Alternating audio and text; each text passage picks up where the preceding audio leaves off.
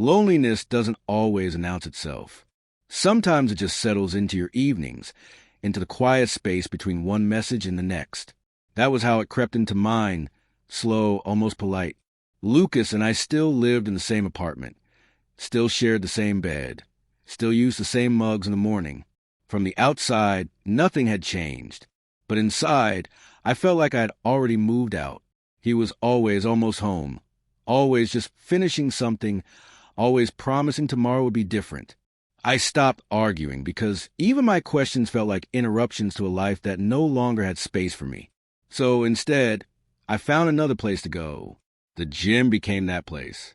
I started going late, after dinner, when the city quieted down and the streets seemed to breathe slower.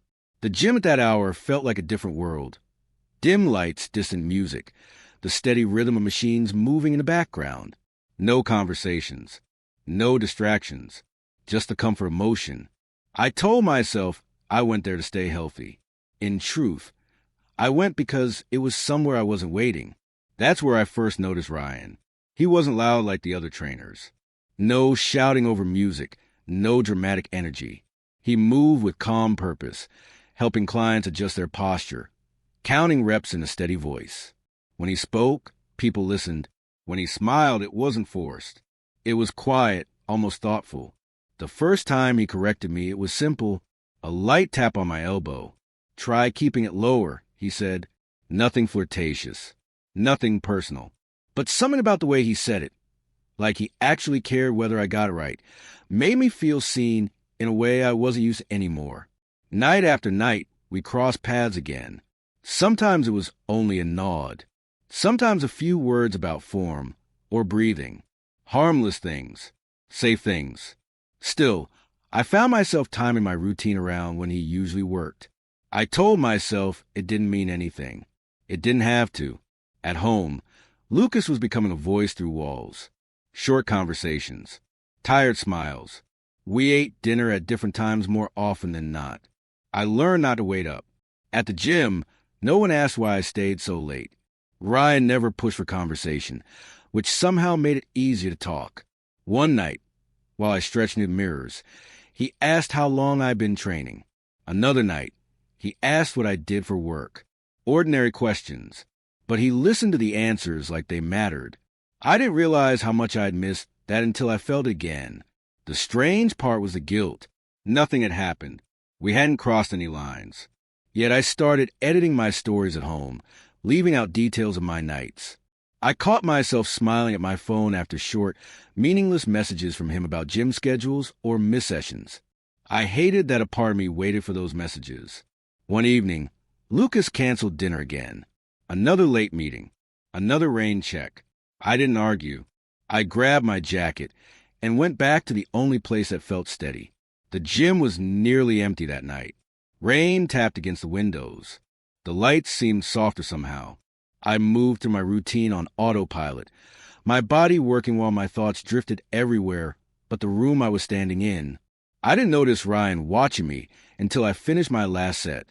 "You always push harder when you're carrying something heavy," he said quietly as I wiped sweat from my hands. I laughed it off. It's just a workout. He didn't challenge me. He didn't press. He just nodded slowly, like someone who understood more than they were saying. Later, as I gathered my things, I realized the gym had grown almost completely silent. The front desk lights were dim. Most of the machines were already powered down. I had stayed later than usual, without realizing it. Ryan walked up beside me, not in the way that blocks your path, but in the way that walks with you. "You don't rush home," he said gently, "the way most people do." I shrugged. "Habit, I guess." He hesitated, then spoke again, softer this time. Sometimes habit is just another word for avoidance. The words landed heavier than I expected. My first instinct was to deflect, to joke, to keep things light. Instead, I felt my chest tighten. "I have a partner," I said, and immediately wondered why I'd said it all. Ryan didn't react with surprise. He didn't smile. He didn't step closer either.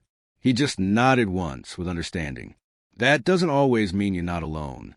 Something in my expression must have shifted, because his tone changed, gentler, more careful.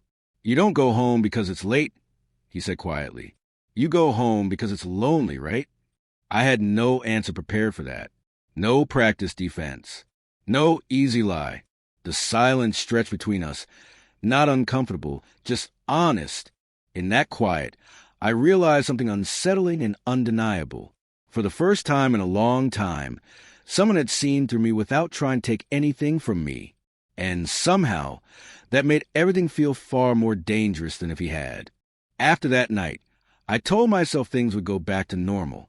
I would train, he would correct my form, and whatever strange moment had passed between us would quietly fade. That's how these things were supposed to work. Feelings were supposed to behave. Mine didn't. The next time I saw Ryan, my chest tightened before he even spoke. He greeted me the same way as always, calm and professional, as if he hadn't said anything that cracked something open in me a few nights before. I should have felt relieved by that. Instead, I felt strangely disappointed. We spoke more after that. Not loudly, not in the middle of the gym. Just brief moments between sets. Quiet conversations near the stretching mats.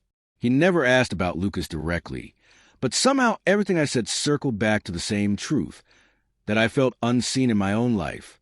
One night, after everyone else had left, the rain returned. The windows fogged over, blurring the city lights outside into soft pools of color.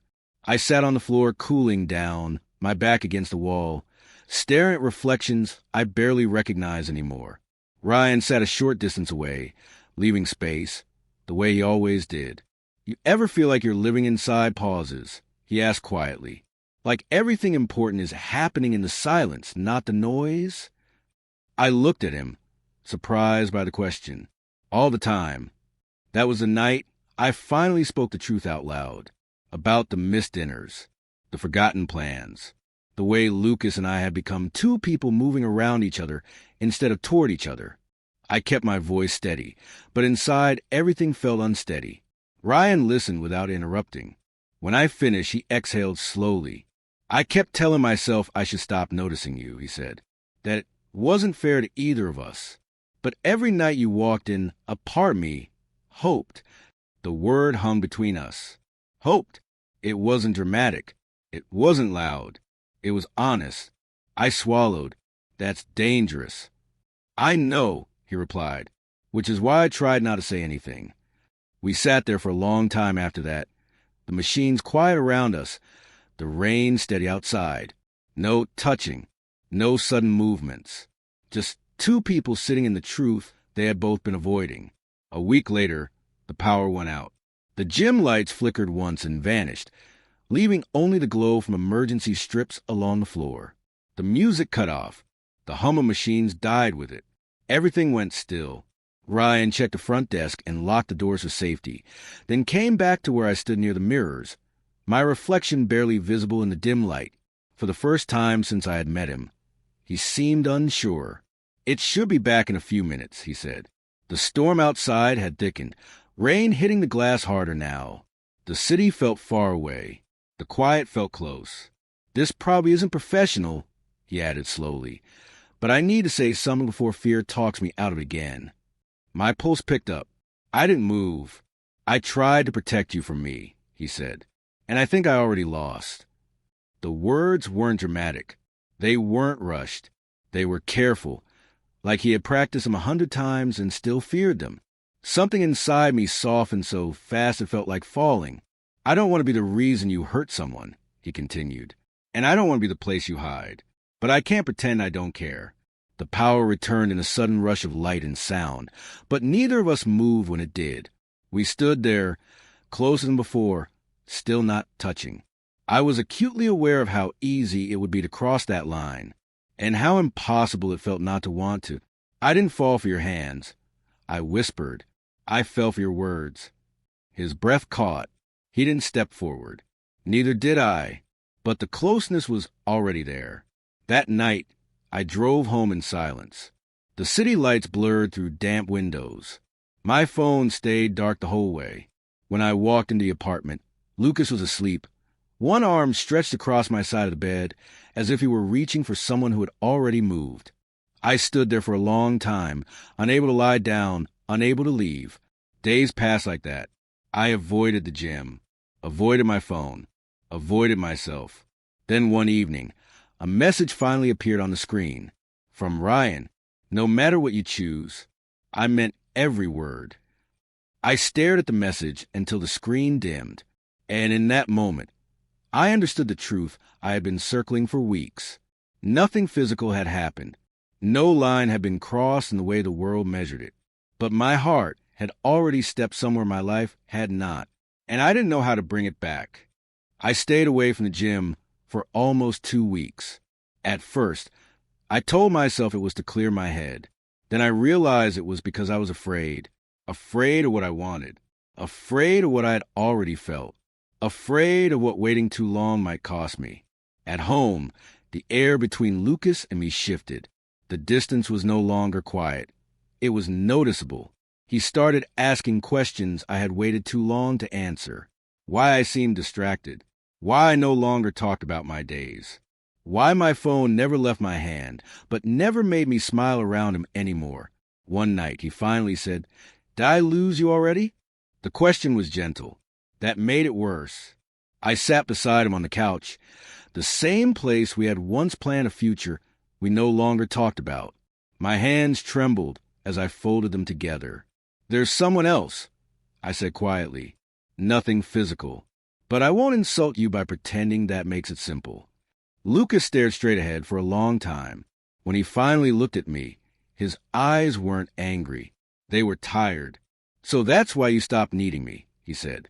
The truth hurt because it was only half wrong. "I never stopped needing you," I replied. "I stopped feeling needed by you first." That was when the damage truly became visible. We talked through the night, not in raised voices, not in accusations, but in slow admissions.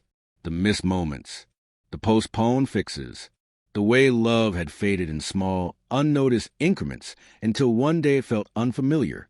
By morning, there was no shouting left to do. Lucas packed a bag later that afternoon. Before he left, he paused in the doorway. "I shouldn't have let you feel alone next to me," he said, "but you still chose to take your heart someplace else." "I know," I whispered, and that was the end of us. Days passed. Silence settled into the apartment in a different way now. Not distant, but final. I felt grief and relief at the same time, and the mix of them left me exhausted. I didn't know if Ryan even expected to see me again. When I finally returned to the gym, my hands were shaking as I pushed open the door. The same dim lights. The same echoes. A different version of me stepping inside. Ryan looked up from the front desk and froze for a fraction of a second before walking toward me. He didn't smile right away. He didn't open his arms. He simply asked, "Are you okay?" I told him. I said.